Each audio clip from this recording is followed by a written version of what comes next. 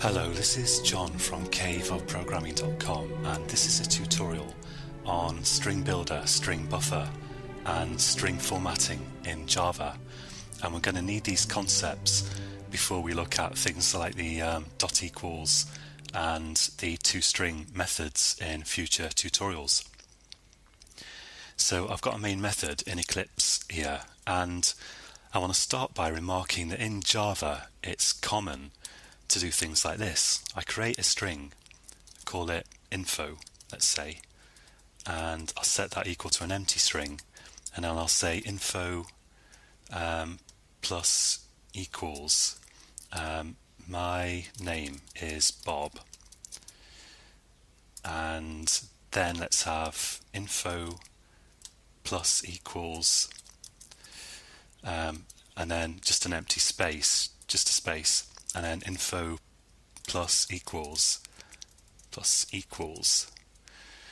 I am a builder. So if I output this text now, to add the semicolon there with a sysout info, it's going to say my name is Bob space I am a builder. Now this is actually quite inefficient, and the reason for that is that in Java strings are immutable.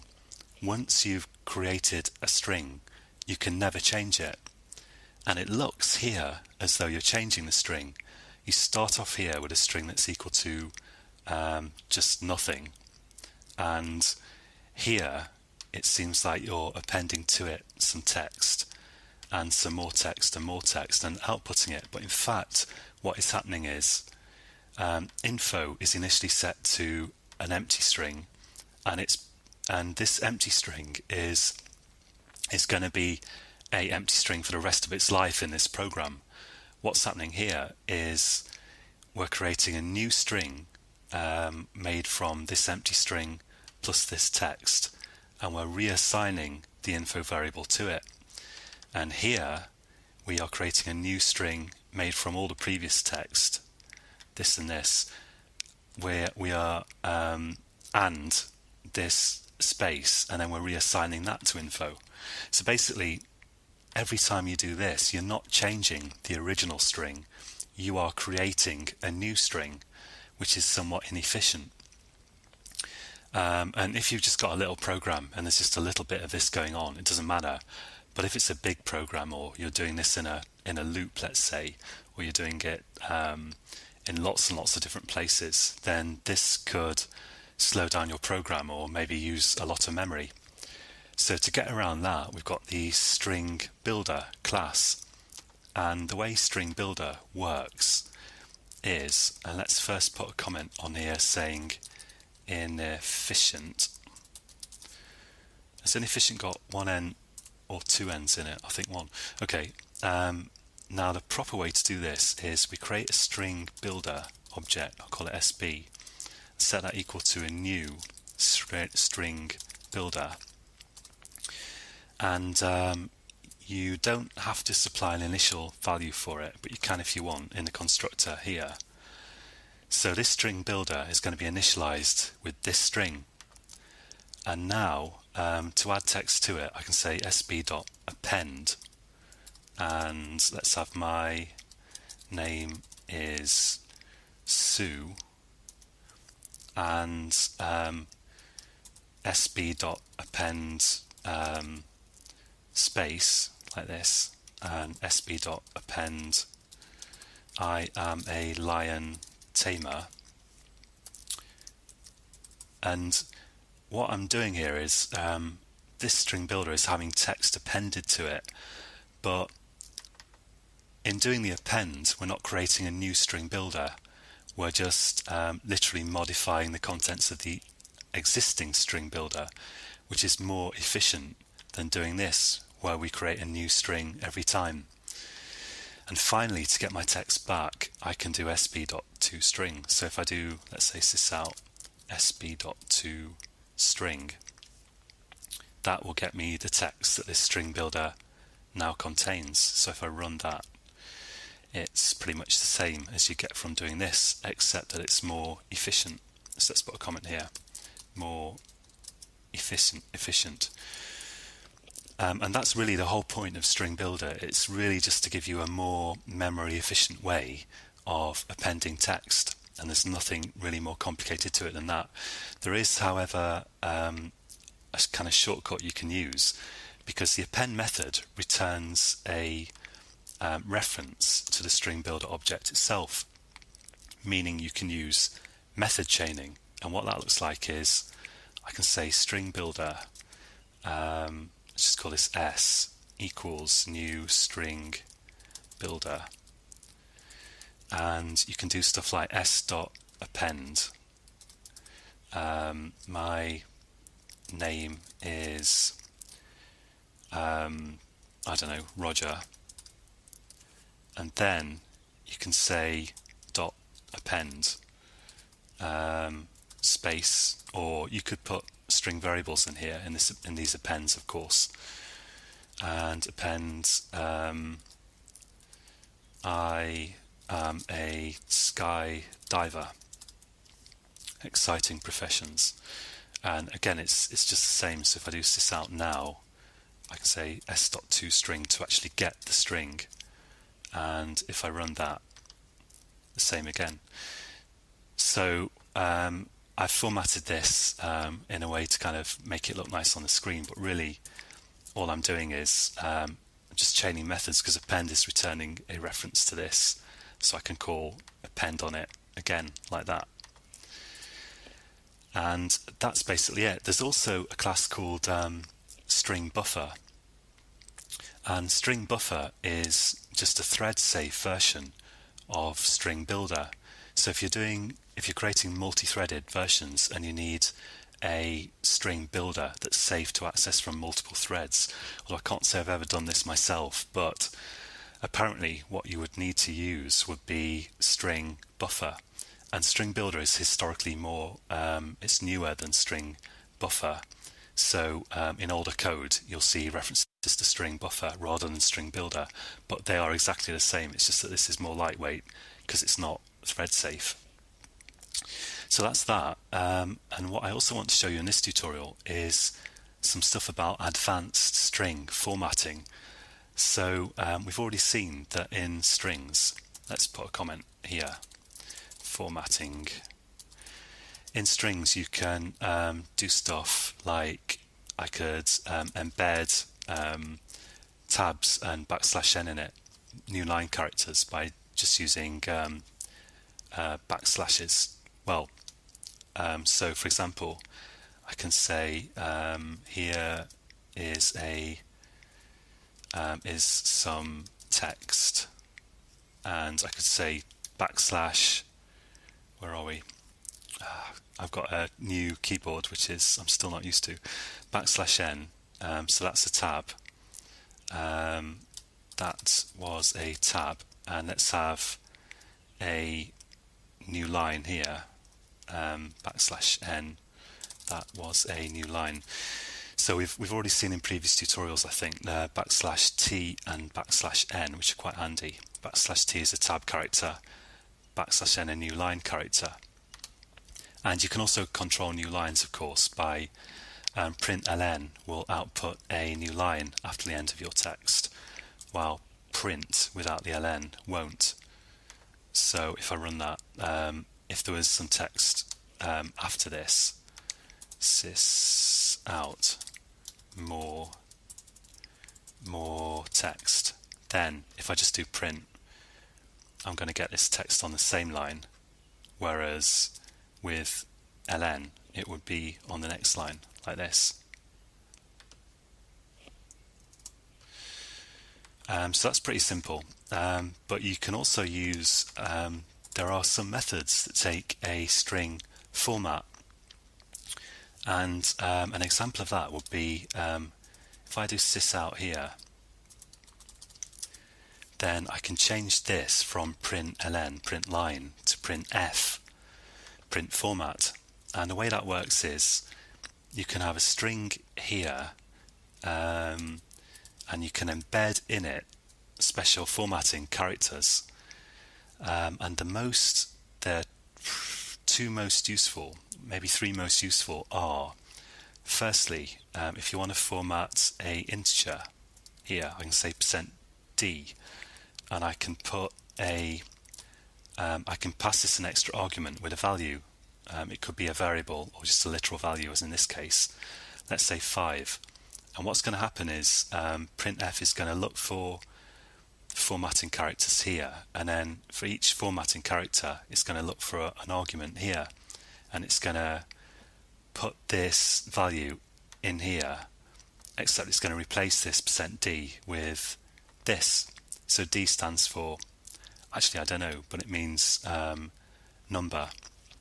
So let's have another one in here. Total cost is such and such, and then number, or let's say quantity is %d. Now I've got two formatting fields in here, 2%ds, so I need to pass two arguments here. So let's say 5 and 120. And if I run that, it says total cost 5, quantity is 120. And you might be wondering what the point of doing that is, rather than using, concatenation.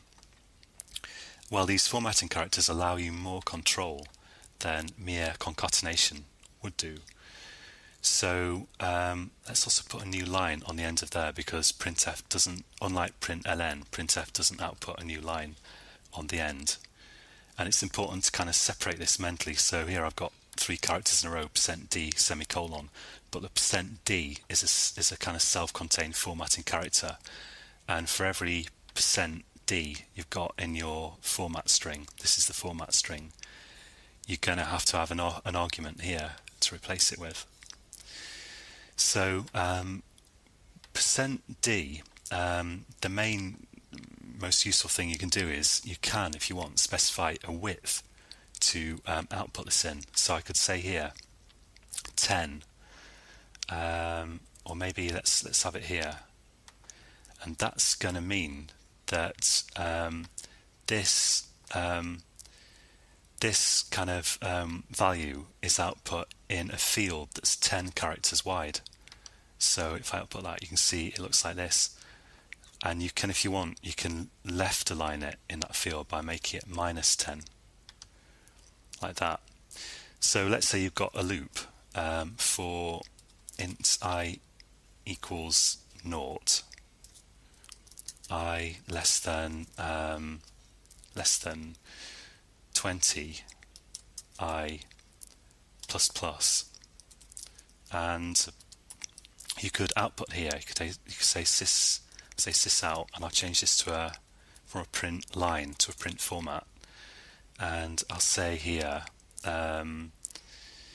let's output %2d and then a colon, and I'll have some text here. I don't really know what, but some text here, let's say, and then let's just output I.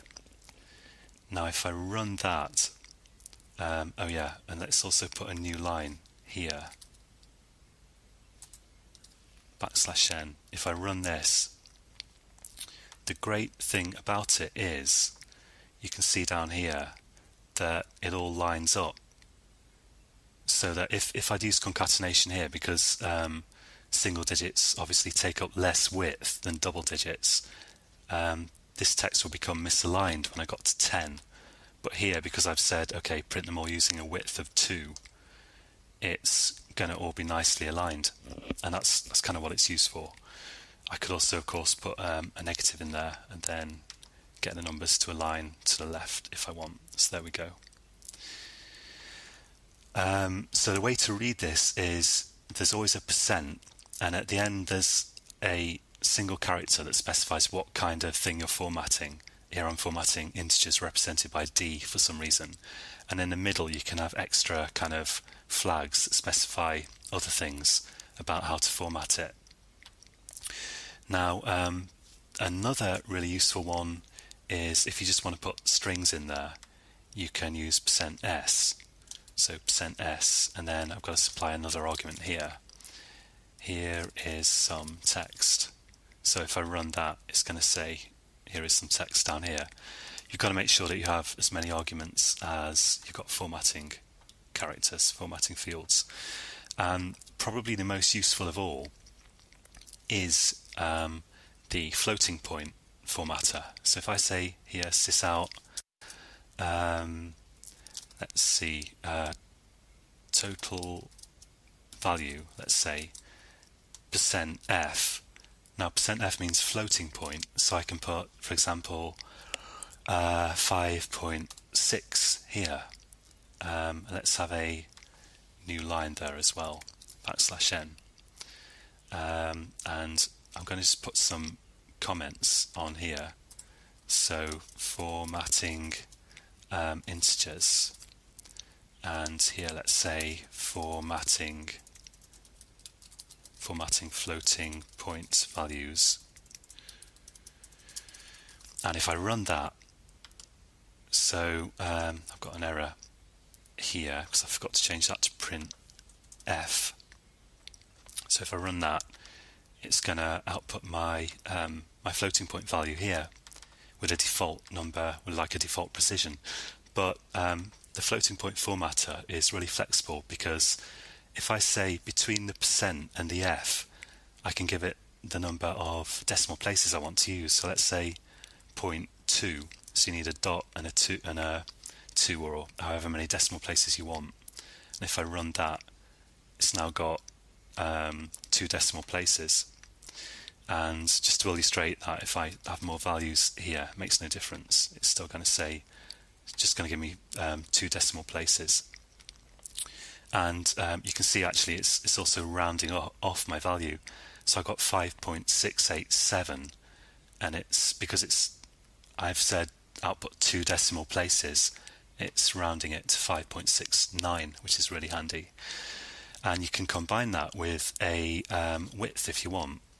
So let's have another one here, and let's say just give it a value here, and I'll have it to 1 decimal place, and before the decimal point here I can have a separate width field that specifies how many characters to use to output that in. So let's say 10, and if I run that, actually maybe that's a bit much, let's say well, if I've got 1 decimal place and I've got 3 digits here, in total that's going to take up 5 characters, including the point. So if I say 5 there, it's going to output with no extra space around it. But if I have 6 here, then, and it's going to write a line in this space here.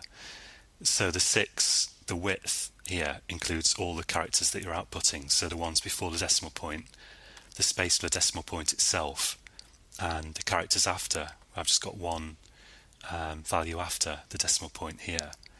And it's right aligning within that field, and it's left padding it with spaces. And if I want it to align it to the left, I can put a negative there, and now it will output a space after. I hope that's reasonably clear. I'm going to put this code on caveofprogramming.com so you can take a look at your leisure. And in the next tutorial, we're going to start looking at the methods of the object class, I should say. Like, for example, the dot equals and toString, as I say, which are kind of standard methods that you need to know about. And after that, we'll go on to look at stuff like inheritance. So join me.